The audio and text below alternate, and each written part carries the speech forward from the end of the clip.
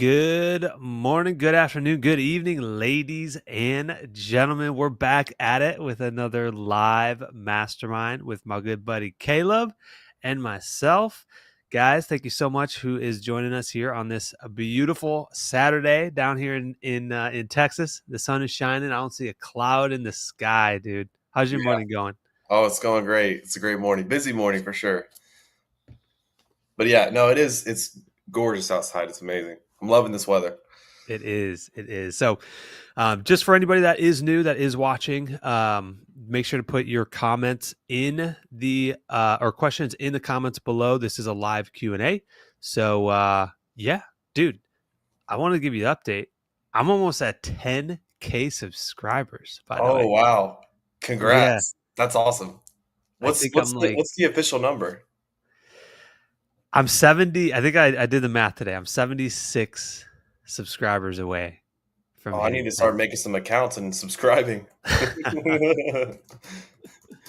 So anybody that is watching, highly recommend hit that subscribe button. Helps us out. I am going to do a giveaway at 10K. So for anybody that is interested in the weed control course that I have, I think it's like $50 or something. It's super reasonably priced. I've had a couple people go through it and have like reached out to me and they're like, dude, like you provide so much content. There's not just weed control stuff in there. There's also like bonus videos at the end.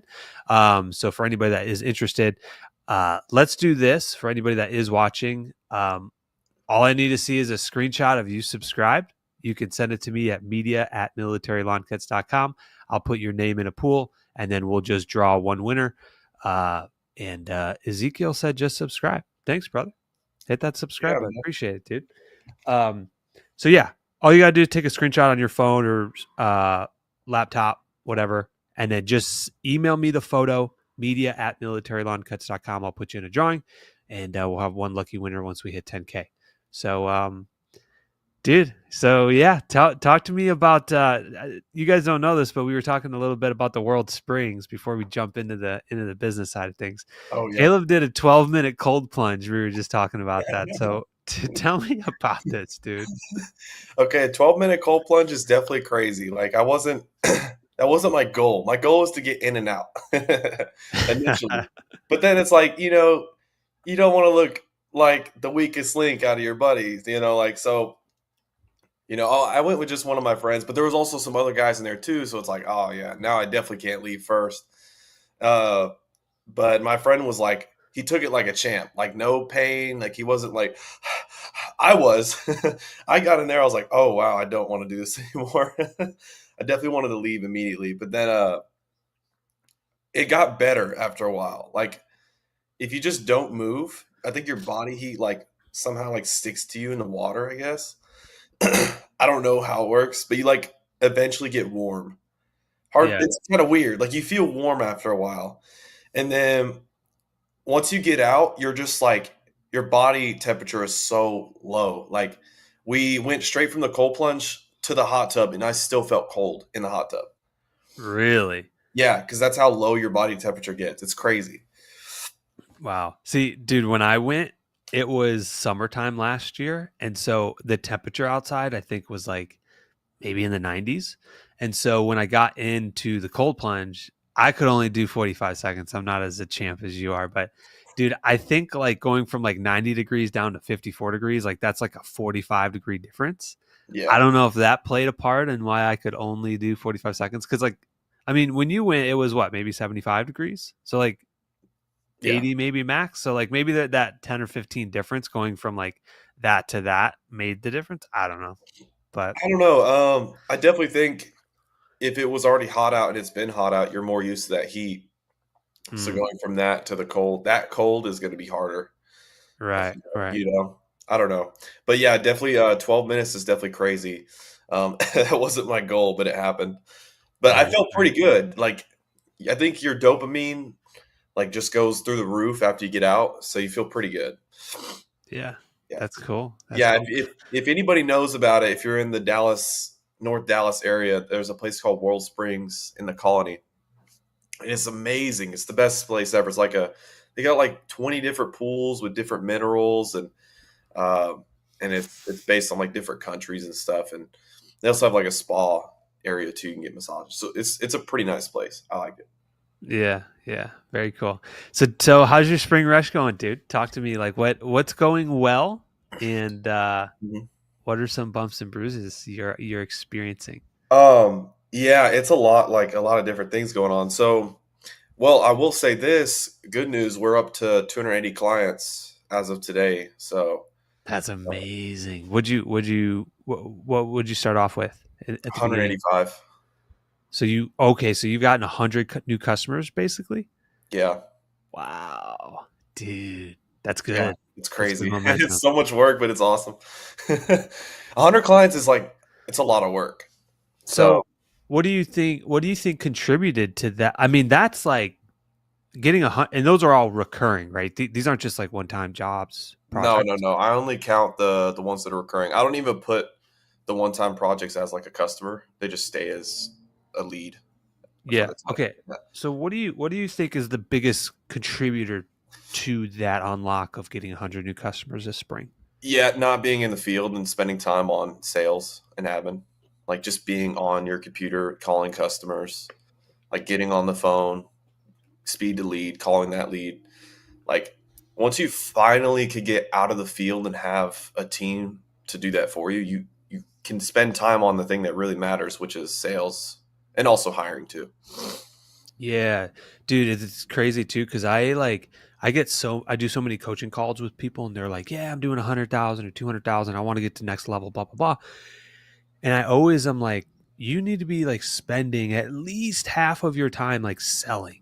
Like, so otherwise, like you're just spinning your wheels, you're doing the work all the time. So, like, what would be out of the last maybe 2 weeks, Hmm. what is your ratio of time spent doing sales, estimate calls, door hangers, something to move sales forward versus like actually like pushing a mower? What would that ratio be for you, do you think? 100 to 0. Really? You're not pushing them over at all? Mm-mm. I don't need to. Wow. Dude, that's why you're unlocking that growth. Yeah. Whoever's watching this needs to be taking notes, man. Why would I spend my time doing that whenever I could spend my time growing the company and getting Yeah. customers and growing the revenue? And I can afford it now too, at the level that I've gotten to. It just takes time. Like this is like my fourth or fifth year of business, so this is like my first time being able to do this. You know? Yeah. That's amazing, dude. Good Yeah, man. job. Yeah. Very Thank cool. you. I really appreciate it. No, and it's still going. It's still growing like crazy. Like I'm getting accepted estimates right now through instant pricing as we speak. So, I mean, it's absolutely crazy. I mean, part of it too is our branding. I mean, we have the most Google reviews in the area, so we always pop up number one. We put signs on every property. Our trucks are wrapped. They look crazy. They look just absolutely ridiculous, and they stand out so well. So it all adds up, and plus constant door hangers, constant Facebook ad marketing has all contributed to that. And also me just being able to be on the computer for the good majority of the day, spending time selling customers and following up. Yeah. So one of the things that I'm kind of learning and experiencing right now is with us building out our second location. This spring I had the funds to kind of just throw money at it basically and see what sticks and see what's working. And so what's interesting is I ran a report over all of the clients that we've onboarded and leads that we've generated. And I found there were really two or three main avenues of like structure of like where these clients were coming from. And so the first one was door hangers. The second one was from Google. And then the third one was from Facebook. Now, those were not all of the marketing strategies we were using. We were doing EDDM, we were doing, Google local services, Google ads, like Facebook ads. Like we were kind of doing everything under the sun to kind of get more customers. But I've realized that the ones that are actually working is the good old fashioned door hangers and not the fancy EDDM. So we cut out EDDM. We did a test batch of, I think it was like 10,000 or Was it 15,000. 20K, right? I think it was 15,000. We spent like 4K on it, maybe 5K. But again, I had the funds to do that. I was like, I was willing to throw 4 or 5K at it, see if it works. And we got some customers out of it. I ran the math. We needed to get 20 recurring customers to break even on the money I put into it. And I think we're at like maybe 8 to 10. And so, what we have just found, dude, is like the door hangers and generic like Facebook community groups and Google. Like those are the three. So we cut out the EDDM and we were like, all right, let's just go all in on door hangers. Like let's get somebody, let's overhire. We'll put them full time on door hangers. And guess what? We're literally getting recurring customers like 3, 4, 5 that sign up a week from these door hangers. And so, I think it's good to kind of study that, like all of the marketing strategies that we're doing and like figuring out which ones are working and then dropping the ones that aren't working as well. How Right. are your like Facebook ads doing? I know you were kind of dabbling a little bit in that. They're pretty decent actually. I can actually pull it up here and kind of tell you what my customer acquisition cost is. But I would definitely say both Facebook ads and door hangers for me have been effective. Really? So yeah. So currently my customer acquisition cost for Facebook ads is about, actually, this might be wrong because of how I did it, but it's about $40 on Facebook ads, which is like pretty good. Door hangers is $116, which in my opinion is not too bad either. Now I've been doing Google Guaranteed still, and it has not been effective. Yeah. Like 0%. Like we don't get any customers from it, but we get leads. They just don't convert. I don't know why. Interesting. Yeah. But I would say, like, for us Facebook ads, door hangers is just our go-to. Like, that's all we do now. Dude, I don't know if it's like our market or that's just like there's something about when the time is right and the demand is there, you put door hangers on the door, like it just works. Yeah. It just works. It just Like, works. yeah.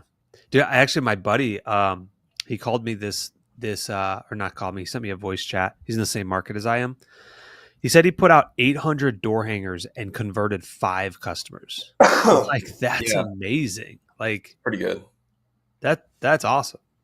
Yeah. And that was through door hangers, so but yeah, man, it's going good. It's going good. It's going good. If he put out 800, that means he got a customer about every 200 flyers ish.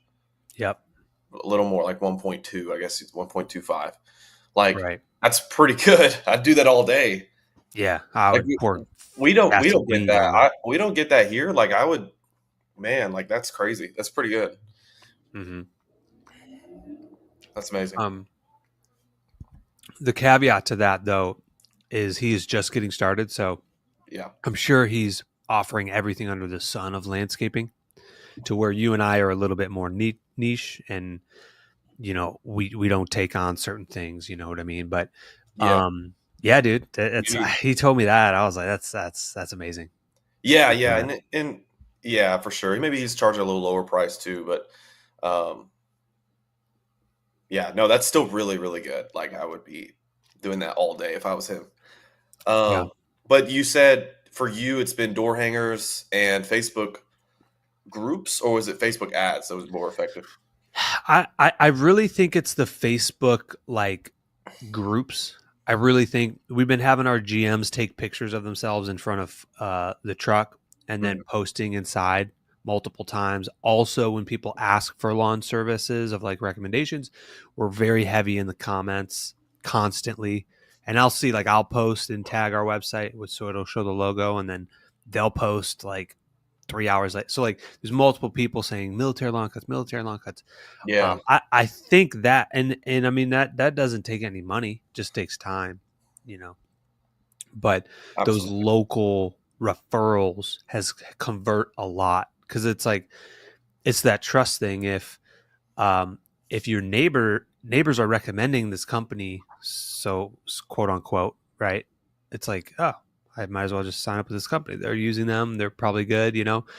Um, in fact, I did a sales call on Friday, and we record all of our calls, and I had a really good one. This just sparked my mindset. But when you're doing sales, it's really good. And this is just a general topic for like to build like a common trust. And so I had a customer call me from a certain neighborhood that we do. It's called Paloma Creek by my house.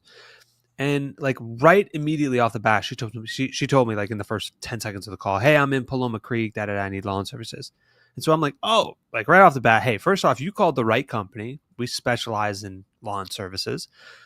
And by the way, we literally have 50 customers, and that's not a lie. Like we literally have 50 roughly customers in that neighborhood. And so building that trust and authority, by the end of the call, she was signing up.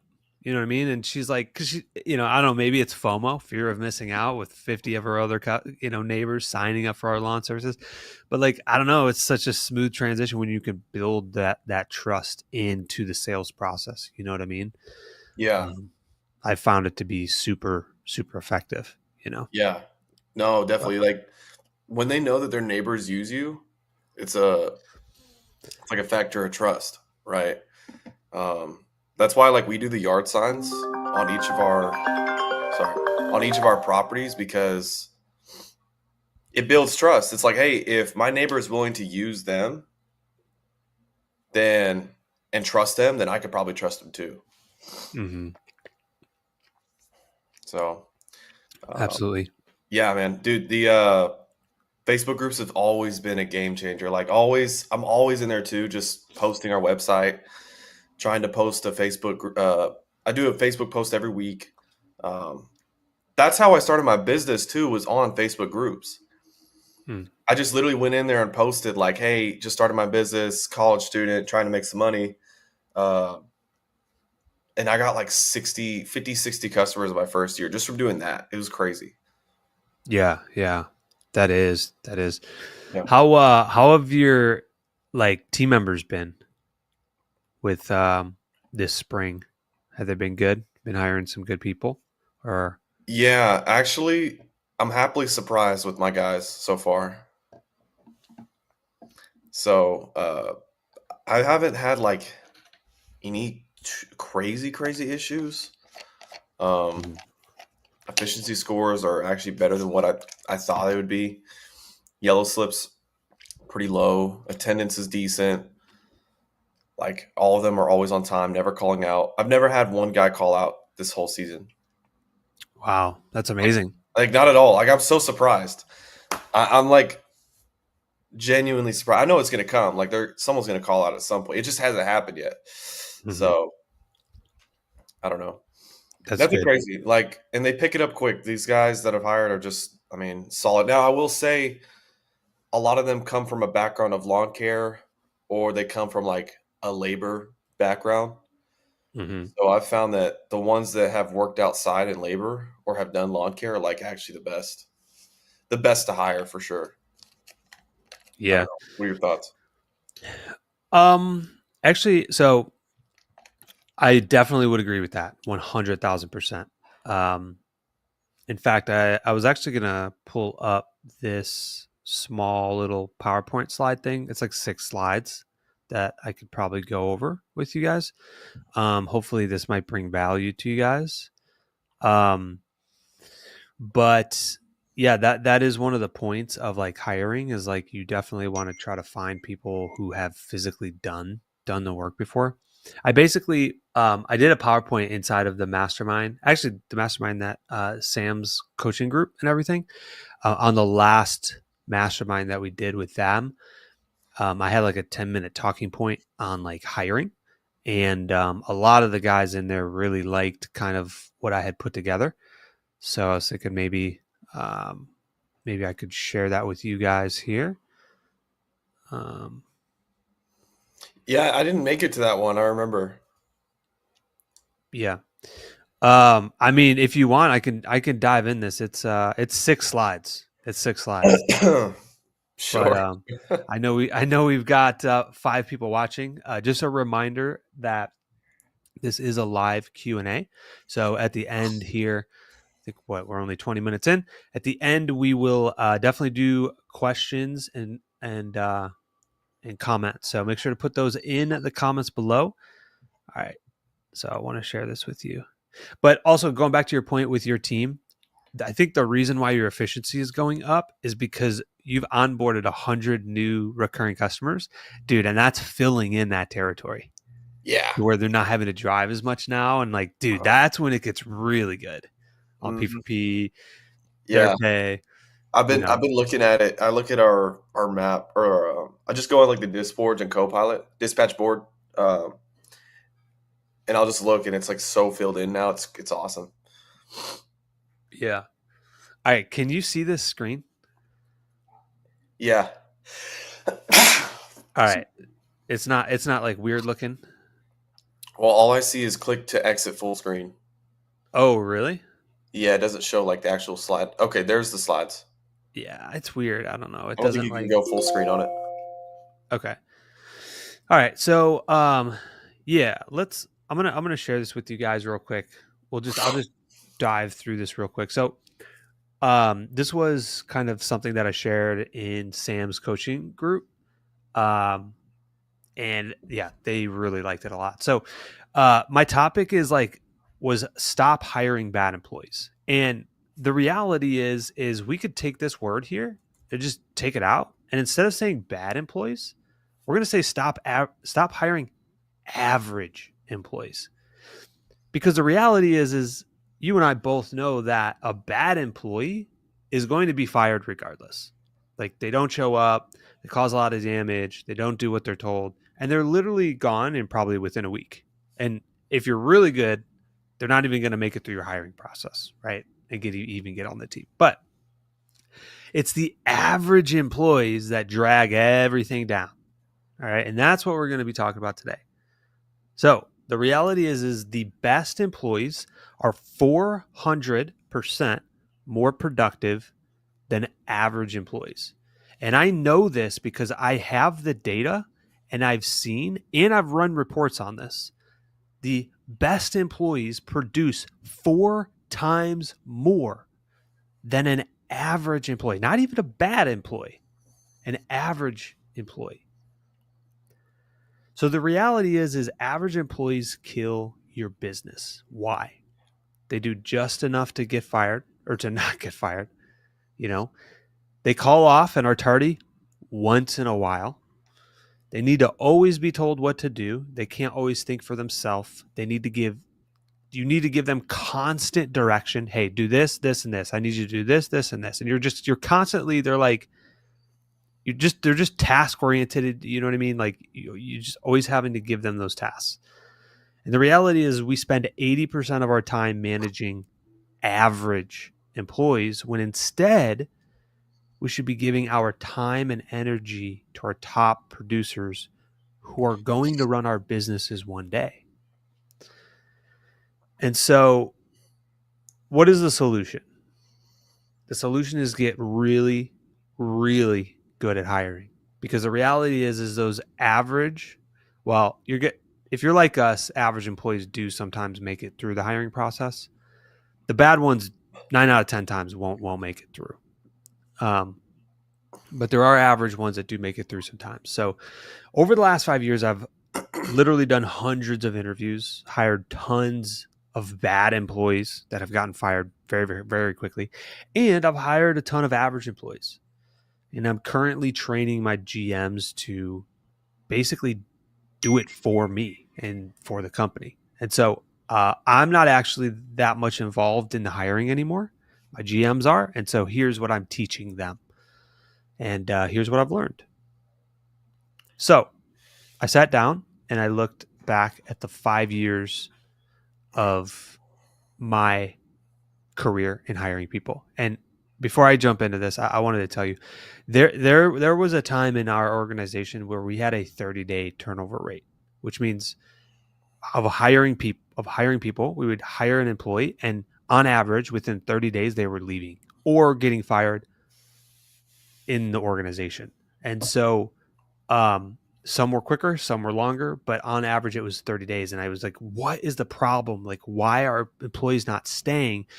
And I really reframed my brain to be like, okay, how do we become the best employer out there? Like, how do we get a line out the door where people come to us instead of going to other people? And it took a lot, but what was really the big hinge was selecting the right people. We have to select the right people. If you have the perfect conditions in your business, but you have the wrong person, it's never going to work. We have to find the right person. So here's how we find the right person. I sat down and I said, okay, all of my top performers in the last 5 years and that are still currently with us today, I have, off the top of my head, I have 5 A players. And I'm like, and I asked myself, what did all of them have in common going through the hiring process? So that way I could take that information, give it to my GMs and be like, look, if they check these boxes, all 10 of them, get on the phone right now and they need to be working here, because these are your A players. These are the ones that are going to run your business one day, that don't need constant direction and that are not average. And these are the 10 deciding factors that every single one of my top performers did. They showed up 30 minutes before every interview and they show up 30 minutes before every shift. It just is what it is. They get there before I do sometimes. They show up super, super early. During the interview process, they ask 3 or more great questions. Not just like, what time do we start? Like a real legitimate good question. Where is this company going? Is there a career path for me? Tell me about the career path. That's a great question. 3 or more good questions. In fact, my second GM, Toby, he stayed after his interview for an hour and he asked like 10 to 15 good questions. Like, it was crazy. That's what the A players do. All right. Providing at least 2 manager references. The reason why I say at least 2, because realistically, the good ones, they don't bounce around. So they typically there for 3-4 years in a business prior. So if they're averaging 3 or 4 year tenure, that's like in the last 8 years, they're going to have 2 references. Okay. So at least 2 glowing references. When you call them, literally using the words, this is the best team member I've ever had, I'd hire him back tomorrow. They get super excited. Those are glowing references.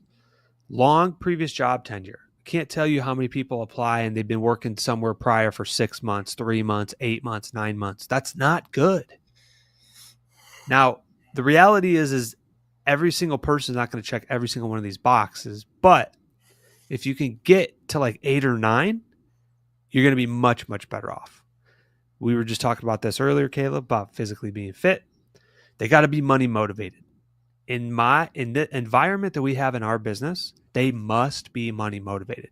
We pay for P4P. We do profit sharing, career advancement. They need to be money motivated. Like, there's just no way around it. If they're more family motivated, that's not a bad thing, but they're probably not going to excel in our environment. Okay. They got to be humble. I don't care how many years of experience. Toby, my GM, he literally had like 15 years of lawn mowing experience. And he literally mowed the same yards as us. But he came in with humility and he learned our systems and literally within 8 months became a GM in our organization. He was humble. He learned the processes and he didn't come in thinking he knew everything. They bring eye protection to ear protection. This is a really small thing on the emails and texts. When we book an interview, we give them one task. Can they follow a small, simple direction? Bring eye protection for the hands-on portion. If they don't do this, are they going to lock their equipment at the end of the day? Are they going to close the gates behind them? These are tests that we're testing them on. And here is, to sum all this up before we get into the last slide.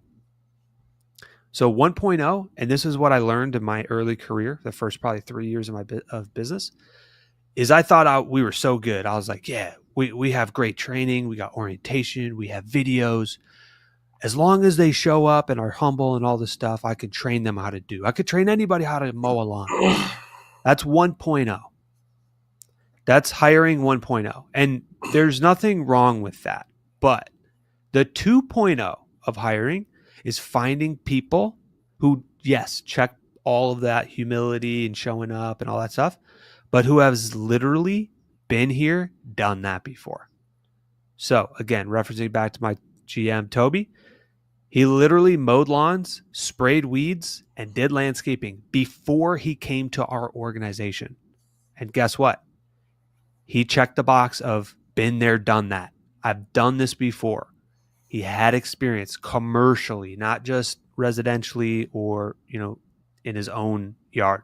And so that's the 2.0 of hiring. If you want to get to your goals and you want to become an absentee owner, you want to build a business that has multiple employees, like find the ones who have done this before. You will have to pay them more, but it will get you faster to your goals. And to wrap this up, it only takes one great employee. One great employee. I still remember I hired one of my first employees. He wasn't the first employee. His name was TJ. He actually was on the Seattle Seahawks. And he showed me what work ethic was. He showed me what showing up on time was. And ever since that day, he showed me what a good employee looks like, where I give them a task and they don't come back with 15 questions or anything like that. And he figures things out. He's a problem solver. It only takes one great employee to reset the mindset of like, oh, that's what I need to be looking for in an individual.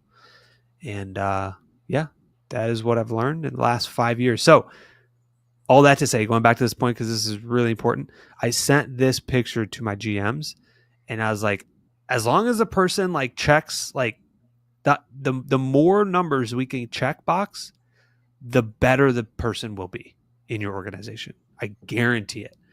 But the reality is everybody won't check all 10 of these. I think there's 10.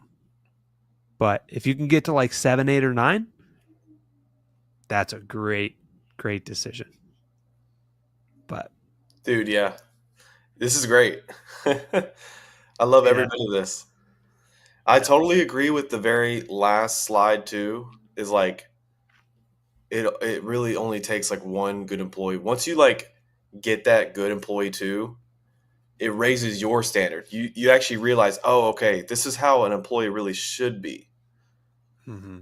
And that person also sets the standard for your team now too. I really truly believe there's got to be at least 1 or 2 A players in each team. At least one minimum for any team. If there's not, there's no one for anybody to look up to. I agree. Yeah. And the reality is like the people that are just getting started, like you're it. You are that A player that has to set the example, that has to set the tone, that has to set the pace when you're out there.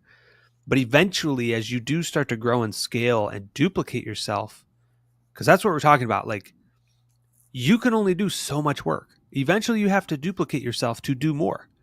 You can't be in every truck, on every lawn, micromanaging every task. We have to duplicate ourselves, and finding that second person to run with is amazing, dude. It just takes one. Yeah. And sometimes it takes 25, 30 employees to find the one. It took me, I think, about 25 to 30 for me to find the one runner that I was like, oh, snap. This is what it looks like for somebody to do their job well and like not bring problems and cause problems and be a problem solver with me. I'm like, wow, this is crazy. Yeah, dude. This is a really good slideshow. Yeah. Really good. I love what you did at the beginning too. Like stop hiring average employees. Yeah, that's very, very true. Very true. Yeah. Yeah, like you said, you're obviously going to fire the one that's terrible, but the average just gets they check almost all the boxes. They just check them. That's it. But they don't exceed them. They don't exceed your expectations at all. So it's like, oh, okay, at least they're doing their job. But yeah, it's not how you build a great company. If your employees are average, your company is going to be average. Right. Absolutely, absolutely. Cool, man. Well, that's all I had. I just winged it for that. I didn't think I was gonna necessarily go into that, but um, No, cool, that's man. solid. Well, yeah, yeah. Thank you. All right, so it looks like we've got some questions coming in here. Before maybe we get in the Q&A, Caleb, did you have anything that you wanted to talk about or go over, or you good to jump into the Q&As?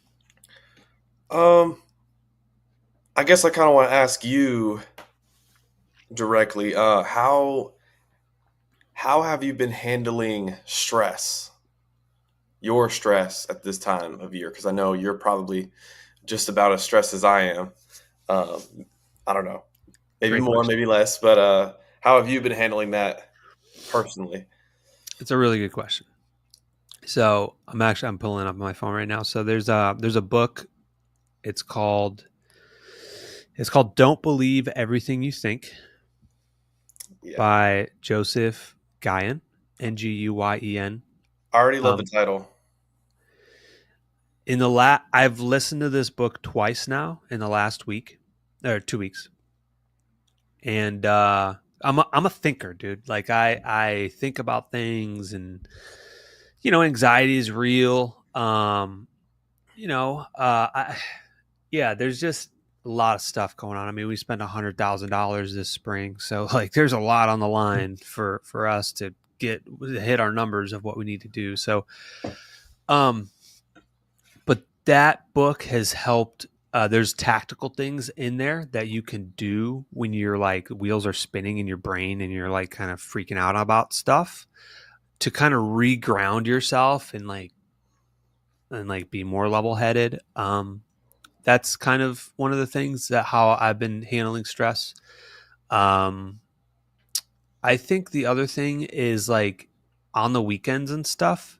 I really try to create clear boundaries lately as of like when I leave work on Friday, I leave that stuff there. Um, Sometimes it was very difficult in the beginning when we did operate out of our house and there are still times because Larissa's our general manager too. So we're always like talking about business sometimes. But lately, I it is very important even during the spring rush that like we have to turn that off. And we have to like you have to step away and look at it from a different view because if you get stuck in the daily grind 7 days a week, dude, it's not good mentally.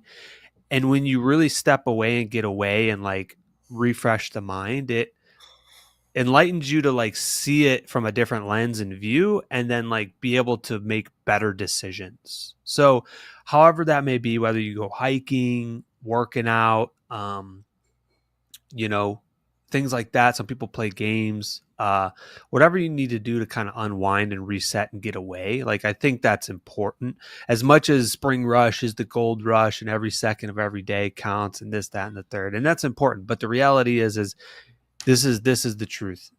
If you and I as business owners get burnt out, that is the absolute worst thing for our business because it affects everybody underneath us. Their jobs are in jeopardy, and so you and I cannot be the people that get quote unquote burnt out and lose the motivation. Like we have to take care of ourselves, our minds, and just kind of get away. That's how I handle stress. You just gotta kind of you gotta turn the switch off sometimes. you know. Dude, it's so hard because you like, I don't know. Yeah, I agree, man. Turning off that switch is, you don't want to sometimes, but yeah, you need to. For Yeah. me, the Like hard part is just turning it off, like just not wanting to work. Because I like look at my goal every day, and like I mm, really, really, really want to get to that goal. But yeah. if you overdo it and you're just working 18 hours a day, 6, 7 days a week, yeah, you're gonna burn yourself out. You know? Yeah. Yeah, and there's like tactical ways you could do that, which you already do with the apps and turning those off. And like, I don't check. I don't have my work email. I mean, I do have my work email on my phone. I never check it. I'm not in that routine. I don't look at it. The only time I look at it is when I'm sitting in my computer in my office. But again, I have the luxury now that it's like not in my house anymore. So when I leave work, I can turn that brain off. Now on Saturdays, I do like 30 minutes of work just to like scrub that. But like once that's done, I close the email, I'm done. Like I don't want to think about it. And that's why, dude, by the way, this is a little personal. Don't feel bad if you ask me a question on a Saturday and I don't respond until Monday. Cause like, dude, straight up, my brain, as much as like I do this every day, I'm like, I'm in weekend mode, dude. Like I have to refresh and reset. Otherwise, yeah. So don't feel bad. I'm sorry if I don't respond immediately, but I know I always do typically, but sometimes it'll take me 3 days until I get back on Monday or 2 days, you know, to get back to you on that question. You Yeah. know, Yeah, so man. That's definitely a good point. You said the book was by Joseph Nguyen, right? Or was it Zach Apple? uh Joseph Guyen, Nguyen. You said Guyan? Yeah. Is that not how it's No, said? definitely not. Oh, I thought the N was silent. No, it's like Nguyen. Oh, that's Nguyen, yeah. interesting. Yeah. Okay. Yeah, it's got like a little guy with a brain. It's yeah. Don't believe everything you think. Okay. I just got the That's audiobook. Yeah. dude, and you can listen to that in like 2 gym sessions. It's not a long book. I think it's like a 2 or 3 hour listen, Yeah, and yeah. Okay. it's really good. It's really good. Cool. Yeah, thank you for sharing that. Yeah. Um, at least for me, turning it off, because like I'll just work till like I go to bed. Like I work from sun up to sundown just till I go to bed. It's like it kind of it eats at you after a while. Like it gets to you. So Yeah, that's and like that's that's kind of why I went to World Springs yesterday too. Because I was like, yeah, well, in part the main reason why is because I hit a customer goal. I told myself if I hit like 240 clients by the end of March, I'd like go do like a spa day. I finally had time yesterday to do it.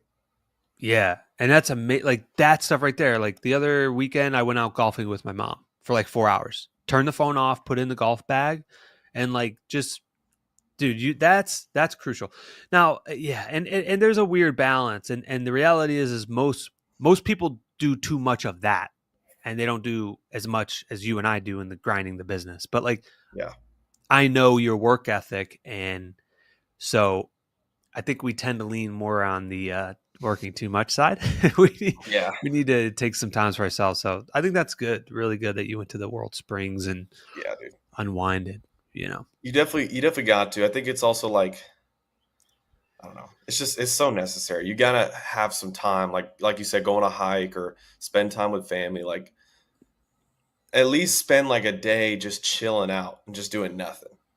yeah, yeah, Like just being away off the phone, no business. At least one day a week, minimum. yeah. There's a really good book. Connor Hutchison recommended to me. It's called The Infinite Game.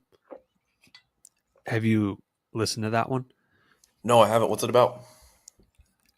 It's about business and it's about the mindset. It's actually a really good book, dude. Like, there's certain chapters in there that I don't like it when they tell stories about random things and like history stuff. I'm just like, next. Like, just give me tactical stuff, right? Yeah. But there's some really good chapters in there. The whole book isn't like great, but there's really good pieces in there of like explaining the mindset of business and that there are people with finite mindset, which means the game ends. It's like, let's take the Super Bowl, for example. There's a quarter one, quarter two, quarter three, and quarter four. Like after Q4 and the Super Bowl's done, it's over with. That's a finite game. It ends. And then there's the other side of things of a mindset of business where it's like, hey, we're playing an infinite game. Like I want to build something where I can hand this off to my kids and they can continue to run with it. Right. Like, so like the decisions that I'm making today may not get me the return immediately, but in the long term, like we're playing a long-term game. And so if we're playing a long-term game, why are we working again, 18, 19, actually, I'd say 12, 15-hour days?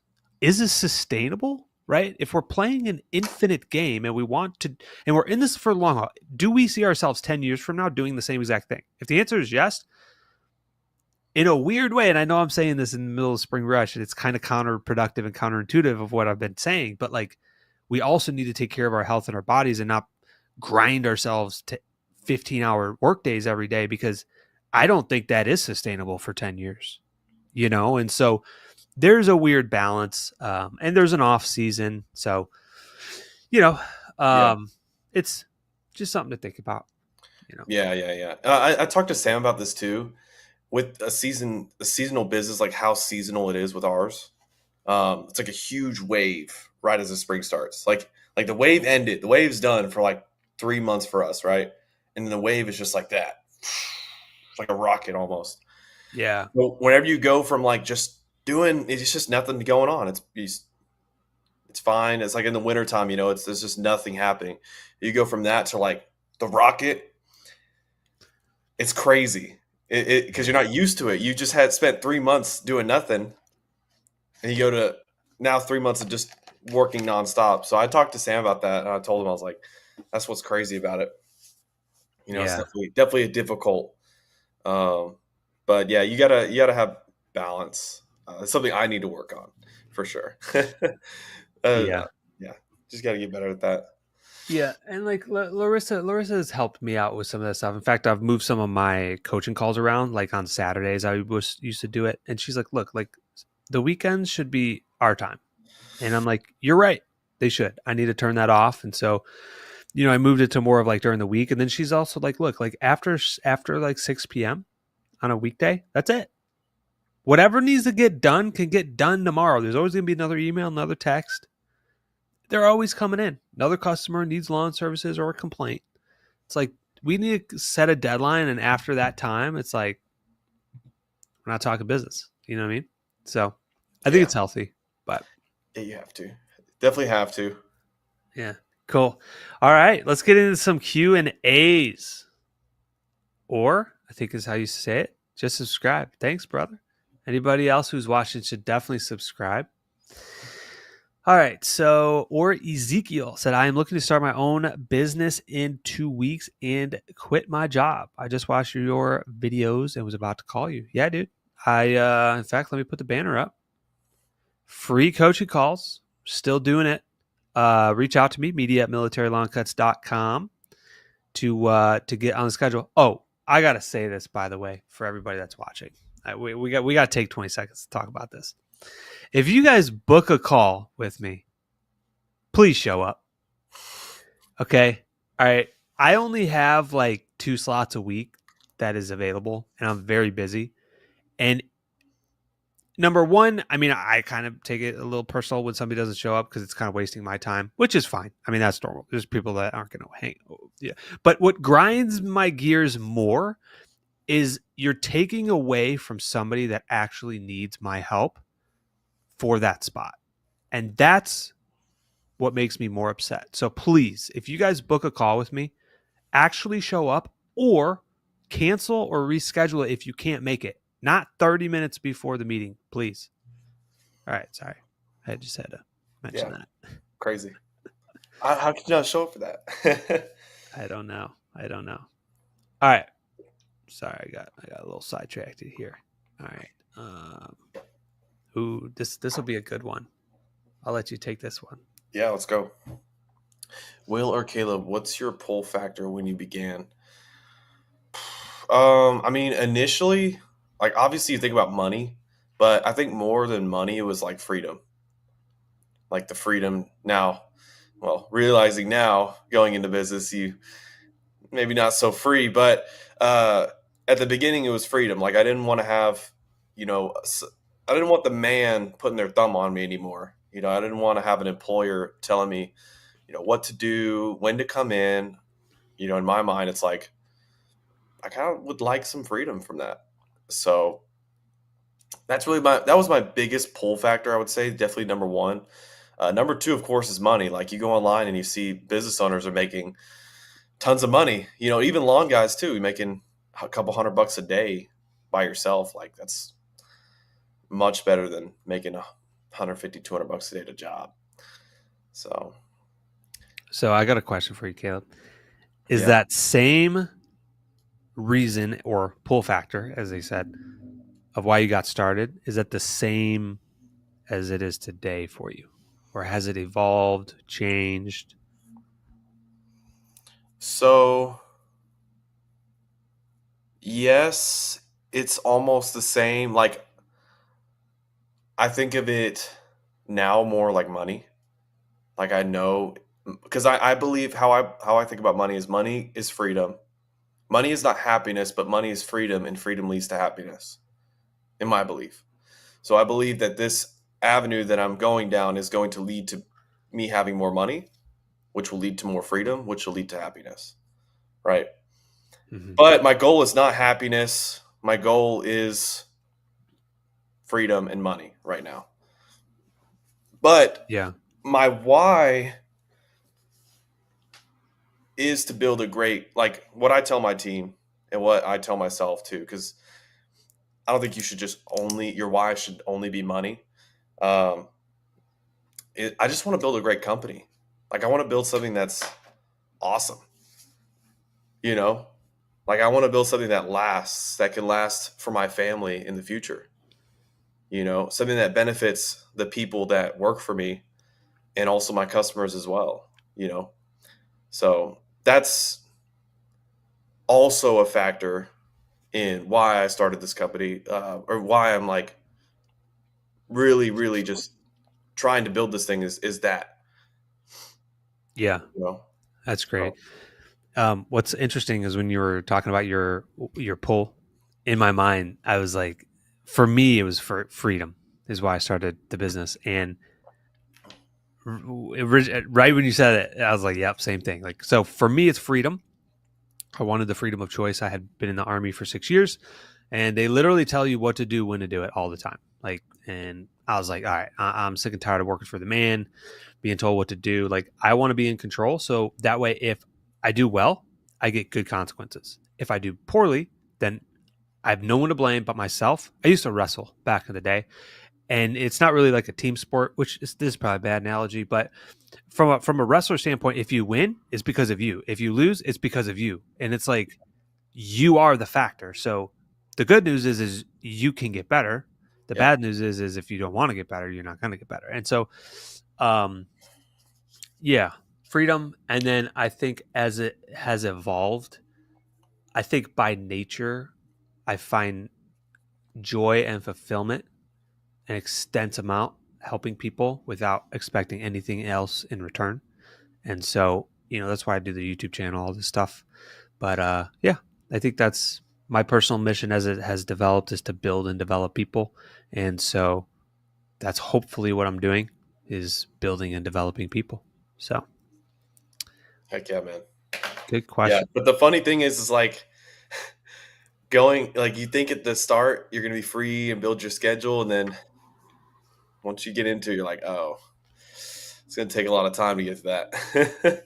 Dude, but you can, and that's the reality of it, because Yeah, like you can. Yeah. in the phase that you're in, you are heavily consumed in everything.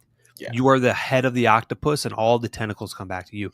But eventually, when you get that GM in place and you get that office manager in place and you start to build something where you do relinquish control, like, and give up and delegate and say, okay, it's in your hands now. I'm not going to check it. I'm not going to look at it.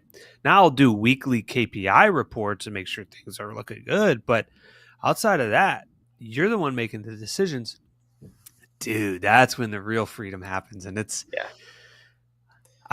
as we approach, probably we'll be doing like 1.2 million this year. Like, I'm starting to get into a role of more of like what Mike talks about is like that engineer, the strategic planners. You kind of take a couple steps back and look at it from a different point of view instead of getting caught up in the day-to-day things. Like, it's really interesting. It's really interesting. Yeah. Yeah, for sure. And that's definitely should be the goal for everyone. I mean, obviously everyone's different. Everyone's goals are different in business, but um, I believe that's the point where you truly begin to shine as an entrepreneur when you're not in those daily operations, sales, it's just those daily actions and tasks that you have to do, and you're really focused on the strategy and growth of the company. Um, is really where I think entrepreneurs truly shine. Yeah, I agree. And like to build off this, I don't know if I told you this before, but I heard it through like a podcast or something. What's so hard about that is this is the reality of it. You and I both worked jobs before. You worked at True Green, right? Yeah. We got the paycheck. We had the carrot in front of our heads, right? Like we did that. And we were like, the heck with this. I want freedom. And then you go and start your job, or not your job, your business. That becomes a job. But basically, your business, you get all the freedom in the world. You wear all the hats. You mow the lawns. You get to pick what customers you want. You get to pick what equipment, trucks, all the stuff. You get all the freedom.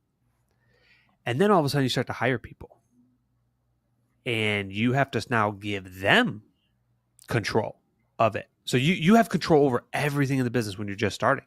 But then you hire people to mow the lawns. It's like, okay, now you have to give up that control to that person. You have to let them drive the truck. You have to let them mow the lawn constantly. And there's like layers to that. And then the next phase is like, okay, now you have to literally give up your baby you just built for the last 5 years doing 500K to some individual that's going to run your company.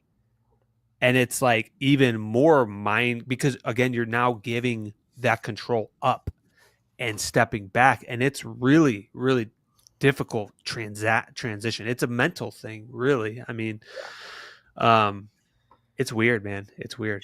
You definitely got to go through like some level ups, like Yeah, phases of thinking and mindset. It just, yeah, it's a lot of that. A absolutely. lot of hurdles to jump through. All right. Eon, I think is how, I don't know how to say it. Hogan, what's your rule of thumb for when to start marketing with door hangers? We are averaging 50-degree weather in Chicago right now. Not sure if I'm too early with them right now. Okay. My rule of thumb is typically a week or two before the grass starts growing. You can do a test phase of this. So let's just say you order 5,000 door hangers. I'd put like 250 or 500 of those out one week. See if you get any bites. If you get some bites, do more. If you don't get any bites, don't maybe wait another week to do another test batch. There was a point this year where we had our team go out and it was too early. We put out 800 door hangers. Didn't get a single call, single text, or a single email. Clearly, it was way too early. If you do 800 door hangers now in this season, I mean, we just talked about this earlier in the video. Guy got 5 new customers off of 800. So, yeah, you could just kind of test it and see. But do you have anything to add to that? Yeah, I agree with that. Do it a week or two before the grass really starts to grow. I mean, that can kind of give you time to test a little bit too. But I mean, once you start seeing weeds start to grow, the grass, that's really like for me. Like I start seeing weeds growing is like okay, it's time to start. You know, Yeah. pushing. So that or the grass starts turning green. But Right, right. yep. Slug and Worm Golf. What's up? Oh, I think this is for you. He said, "What's up, Will?" But Dustin from Yakima Property Services just want to let you know we got 18 mowing clients on only 600 flyers so far. Wow, that's crazy. Calls flowing in last 2 days, putting rest out this weekend. That's what we like to hear. Yeah, It's good stuff, I dude. get like 20,000 of them things and just do that. I go Yeah, just crazy. 10x it. Expand the mind. Yeah. Great book called 10x Rule by Grant Cardone. Most people think too small and take less action. Do more of it. 10x what you're doing. Or ask yourself the question like, hey, how could I do 10 times what I'm doing now? And that will expand your mind to think through how to think bigger, So cool, man. Well, that is all of the questions that we had. And it looks like we're coming up on an hour here. So, I'm surprised. I thought we had more questions. yeah, no, super, super quick. I think it's spring rush for people, so they're probably But, out doing things, yeah. Or they're sleeping in. They're tired. or they're sleeping and they're tired. Yeah, get some rest, guys. Yeah. Hey, to stay in the game, we gotta stay in the game, right? Can't Yeah. get disqualified from the game. But no, thank you for everybody who came out today to hang out with us on a Saturday. Aura. Yeah, I'm butchering his name. I'm just gonna call you Ezekiel. Thanks, guys. I will be in touch. Cool, man. Yeah, let us know. And then yeah, don't forget, if you guys are subscribers, take a picture of it. Send it to me at media@militarylawncuts.com. I'll put you in the drawing for the free applicator training course for you guys once we hit 10K subscribers. But cool, man. You got anything else for the people before we wrap this up? Yeah, I mean, depending on where you're at, you've got another probably 2 months of spring rush. So let's go. Yeah. I mean, Chicago, dude, it's only 50 degrees up there, so they're probably just getting They're probably started, just man. started. Yeah. But hey, hit the ground running. Let's get it. This is the time to do it. Yeah, So, absolutely. mhm. Cool, guys. Well, thank you so much for hanging out with us, and we'll see you guys on the next mastermind. Bye.